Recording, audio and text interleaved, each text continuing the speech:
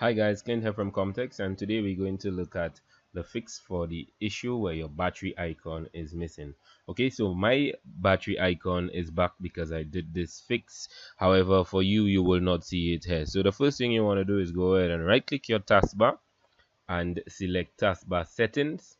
You want to scroll down and look for notification area. Underneath here, you're going to see turn system icons on or off.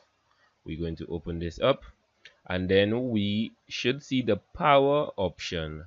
All right, so if it is able, or if you are able to turn it on, if it isn't grayed out, all you would need to do is go ahead and click it. So when it's off, you won't see it. You click on, it would be back.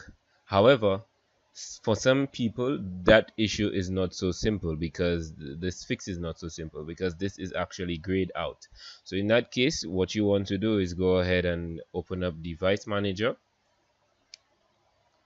and look for the batteries group. So you want to click the drop down arrow and select this, the CPI compliant control method battery. You want to disable the device and then enable it, and then this should fix your problem. Go ahead and let us know if this helped you out. Thank you for viewing. I hope this video was useful, and if it was, please go ahead and like, comment and subscribe.